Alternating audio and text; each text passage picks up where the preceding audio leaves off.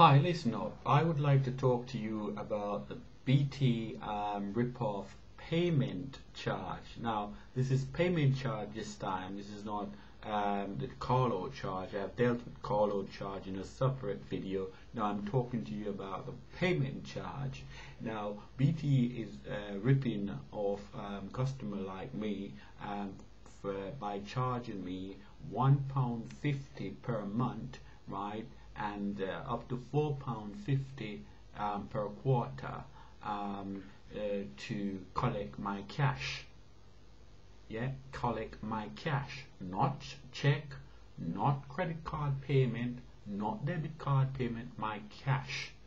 Now, this says the alternative to not paying by paying that monthly or quarterly payment charge, either £1.50 or up to £4.50 per quarter, is to pay by direct debit. But let me show you the scam now. Direct debit payment does not suit the ordinary person who does not have a lot of money in their account, because if you, for instance, recently BT have actually had £177 inclusive of VAT to my bill. I'm gonna elaborate on that some more, as I already put it, and I have already put it in the other video about the rip-off call-out charge. But first, now if you, for instance, allow payment by direct debit and you don't have a lot of money in your account, and say BT had an unexpected huge amount of money, say 150 or 170, as in this case, that they are not entitled to. If you're paying by direct debit, that automatically one out of your account, yeah. And if you don't have enough money, it's likely to, they will still get it, because the bank never let down the big company.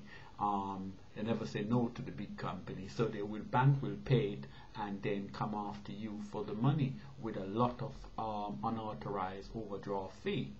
Now, so it cannot be a justification to say, if you don't want to pay £1.50 per month or £4.50 per quarter as a payment fee, you should go agree to pay by direct debit. That is not a reasonable alternative, right?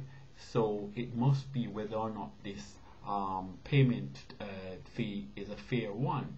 I'm saying it's not a fair one if and only if the customer is pay their bill by cash. Cash is an acceptable tender in all walks of life. And when you get cash, it's like you get the money. There's no question whether or not you get the payment, right? And therefore, for BT to be saying to the ordinary poor person that you must pay between £1.50 and £4.50 per quarter as a payment, to pay them cash, pay a bill in cash, then that is outrageous. That is a rip-off, and the authority should not be allowing that sort of rip-off against poor people, right? Now, the scenario that, as I put in the other video, is that how easy it is for you to go, if you were to use a direct debit, to go into arrears if you don't have a lot of money into your account. Because look, I weren't expecting BT to rip me off by charging me £177 for one-off call-out charge, because my phone was not working. But in order not to bear the cost for repairing my phone, they have a system where they try to get the operator to try to their fault section to use technology to repair the problem, and they would deny that there is a problem. Yeah, they make you think that no, there is no problem, you're stupid, there is no problem. But there is a problem, but they will correct the problem to the best of their ability using the technology without admitting that there is a problem. And then if you have the problem persist and you have to get them out, or they have to come out.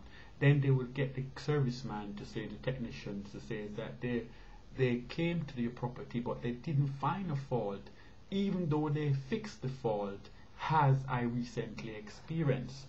And having fixed the fault, they then send me a bill for £177 inclusive of that, and claim that they came to the property and they did not see a fault. Not only that, as I have explained in the other video, is that I was talking to the BT representative on the phone about a different matter. I did not ask her to send around a technician because I was feeling so intimidated about the rip-off call-out charge. Nevertheless, I heard somebody bang on my door. When I went to the door, there was this man who says he was in the area, and the person I'm talking to on the phone that minute asked him to pop in to check, to see what's wrong with my phone.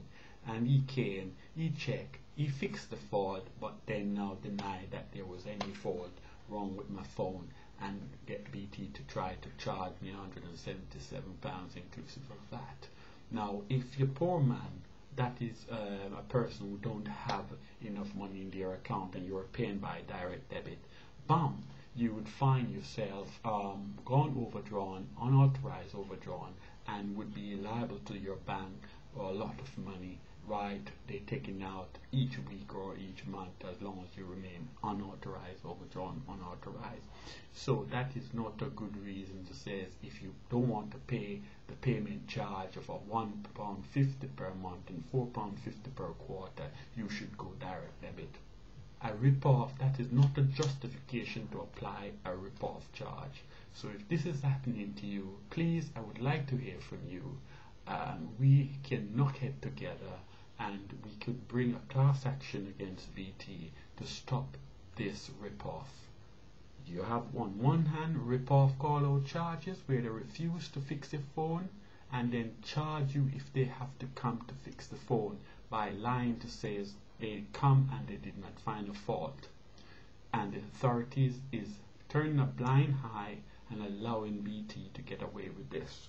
And on the other hand, there is a rip-off payment charge where if you're paying cash, they are charging you £1.50 to take your cash and up to £4.50 to take your cash off you.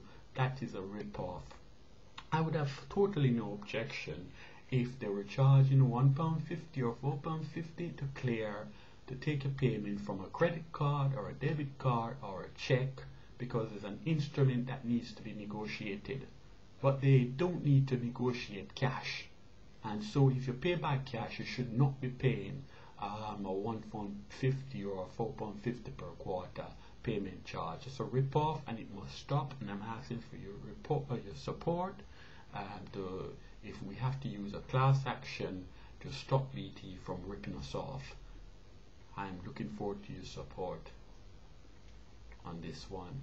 This needs to be stopped. It's a rip-off payment charge or a call-out charge where the phone is sick, the phone is malfunctioning. They have a legal duty to fix it.